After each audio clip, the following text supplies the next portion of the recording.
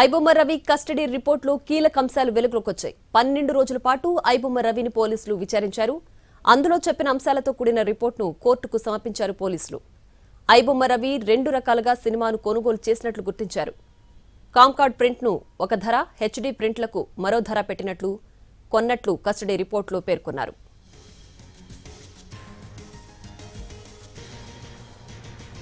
HD cinema ప్రింట్లకు $200 చెల్లించాడు Ravi. IBomma Ravi 7 bank ఖాతాల్లోకి 13.40 కోట్లొచ్చాయి.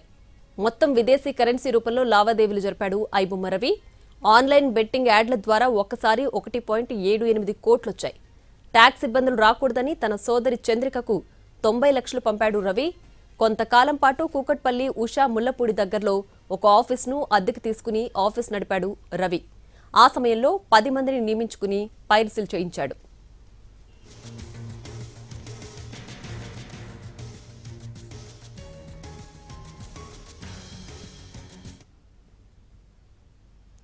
బెట్టింగ్, పైరసీ ద్వారా వచ్చిన డబ్బుతో బిందాస్గా జీవితం గడిపాడు రవి.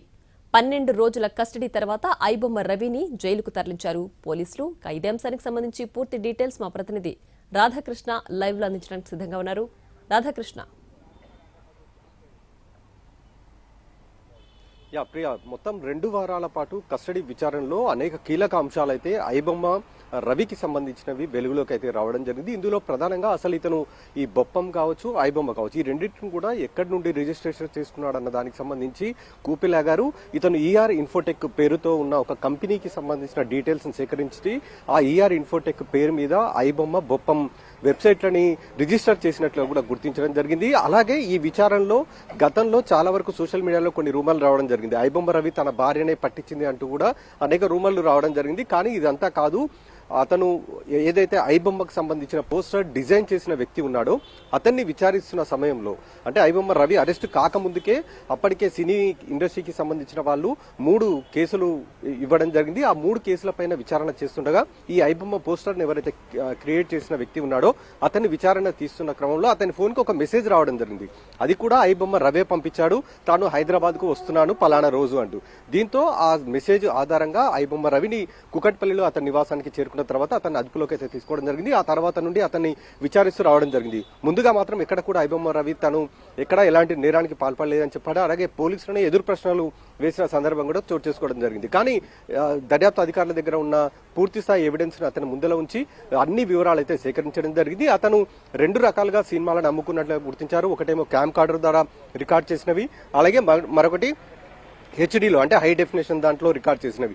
వీటి ద్వారా కోట్ల రూపాయల నగదును సంపాదించాడు. అది కూడా విదేశీ కరెన్సీ అంటే డాలర్ రూపంలో డబ్బునన్నిటిని కూడా సేకరించడం జరిగింది. ఎందుకంటే ఒకవేళ ఇండియా రూపాయి దాంట్లో గనక అతను ట్రాన్సాక్షన్ చేస్తే ఇన్కమ్ ట్యాక్స్ కంట్లో పడతాం కాబట్టి, ఇన్కమ్ ట్యాక్స్ నిఘాలో పడతాం కాబట్టి ఇన్కమ్ ట్యాక్స్ అందకుండా ఉండేందుకు ఈ డాలర్ రూపంలో అతను నగదు ట్రాన్సాక్షన్ చేశాడు. ఈ మొత్తం నగదును కూడా తాను విదేశాల్లో ఎక్కువగా ఖర్చు చేసినట్లు గుర్తించారు. విలాసవంతమైన జీవితాన్ని గడిపినట్లు కూడా గుర్తించడం జరిగింది అధికారులు. మొత్తానికి ఈ కేసుకు సంబంధించిన దాంట్లో ఐబొమ్మ రవిని నేరం చేసినట్టుగా రుజువు చేయడానికి అవసరమైన అన్ని కీలక ఆధారాలను అయితే సేకరించడం జరిగింది.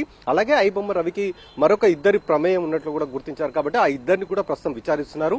ఇందులో ఆ 2కి ఎంతవరకు ఈ ఐబొమ్మ రవికి సంబంధించిన దాంట్లో ప్రమేయం ఉంది, వాళ్ళు ఐబొమ్మతో పాటు బొప్పం వెబ్సైట్లలో సినిమాలు అప్లోడ్ చేయడానికి వాళ్ళు ఎంతవరకు అతనికి సహకరించారు అనేది ప్రస్తుతం అయితే సైబర్ క్రైమ్ అధికారులు విచారిస్తూ ఉన్నారు. ప్రియా. రాధాకృష్ణ, అయితే రవితో పాటు ఇంకో 2 ప్రమేయం కూడా ఉంది, వాళ్ళు కూడా పైరసీ చేస్తున్నట్లు ఆధారాలు దొరికాయని చెప్తున్నారు కదా. అయితే ఇప్పటికీ కూడా పైరసీ అయితే నడుస్తుంది. ఐబొమ్మ, బొప్పం కాకపోయినా రిమైనింగ్ పైరసీ వెబ్సైట్లు అయితే నడుస్తున్నాయి. మరి రవి కాకుండా అంటే ఆయన ఆఫీస్ రన్ చేసి అందులో కొంతమంది ఎంప్లాయీస్ని పెట్టుకుని పైరసీ చేయించడం చెప్తున్నారు. మరి వాళ్ళు ఓన్లీ రవి కిందనే పనిచేశారా, వేరే వెబ్సైట్లకు కూడా వాళ్ళు పనిచేశారా? ఇలాంటి డీటెయిల్స్ ఏమైనా వచ్చాయా? ఇప్పటి వరకు ఈ కేసులో దర్యాప్తు జరిపిన దాంట్లో మొత్తంగా చేసింది మొత్తం కూడా రవి ఒక్కడే అనేది అధికారులు గుర్తించడం జరిగింది. ఎందుకంటే గతంలో ఇతను ఒక ఆఫీసుని ఏర్పాటు చేసి అక్కడ కొంతమంది సిబ్బందిని పెట్టుకుని ఆ తర్వాత ఈ సినిమాలన్నింటిని వెబ్సైట్ లోకి అప్లోడ్ చేసినట్లుగా భావించారు. కానీ మొత్తం కూడా రవి చేసినట్లుగా గుర్తించారు. అలాగే మహారాష్ట్రకు సంబంధించిన ఒక వ్యక్తి ప్రహ్లాదు, అలాగే అంజయ్య, వీళ్ళిద్దరిని కూడా విచారించడం జరిగింది. కానీ ముందుగా రవి మాత్రం ఈ ప్రహ్లాద్ అనే యువకుడు తనెవరో తనకు తెలియదన్నట్టుగా నటించాడు. కానీ అధికారుల దగ్గర ఉన్న సాక్ష్యాలు ఏవైతే ఉంటాయో వాటిని అతను ముందు ఉంచడంతో అతను ప్రహ్లాదు అంజయ్యలతో ఉన్న పరిచయాలను కూడా చెప్పడం జరిగింది. అలాగే ఈ సినిమాలు మొత్తాన్ని కూడా అప్లోడ్ చేయడానికి ఒక టెలిగ్రామ్ యాప్ ను కూడా వీళ్ళు మెయింటైన్ చేశారు. కేవలం రవి ఒక్కడే కాదు, మిగతా వెబ్సైట్లు ఏవైతే పైరసీ సినిమాలని నడిపించే వెబ్సైట్లు ఏవైతే ఉన్నాయో ఆ వెబ్సైట్లకు సంబంధించిన నిర్వాహకులందరూ కలిసి కూడా ఒక టెలిగ్రామ్ యాప్ లో ఉంటారు. అందులోకి ఈ సినిమాలని లింక్ పంపిస్తారు. ఎవరైతే ఆ లింక్ ని అప్లోడ్ చేయాలనుకుంటారో వాళ్ళు డాలర్ల రూపంలో డబ్బును చెల్లించాల్సి ఉంటుంది. ఇది వీళ్ళకి సంబంధించిన మొత్తం ప్రక్రియ, ఏ విధంగా వీళ్ళు పైరసీ నడుపుతారనడానికి ఈ మొత్తం వివరాలను సేకరించడం జరిగింది. అలాగే ఎవరైతే ఇద్దరు వ్యక్తులు చెప్తున్నారో ఆ ఇద్దరు వ్యక్తులు ప్రస్తుతం సైబర్ క్రైమ్ పోలీసులు అదుపులోనే ఉన్నారు. వాళ్ళని విచారిస్తున్నారు. రవిది నిన్నటితోటి కస్టడీ పూర్తయిపోవడంతో అతన్ని కోర్టుకు తరలించి అక్కడ నుండి రిమాండ్కి పంపించి వేయడం జరిగింది. ప్రస్తుతం మిగతా ఇద్దరిని కూడా విచారిస్తున్నారు. వీళ్ళ ప్రమేయం ఎంతవరకు ఉందనేది విచారణలో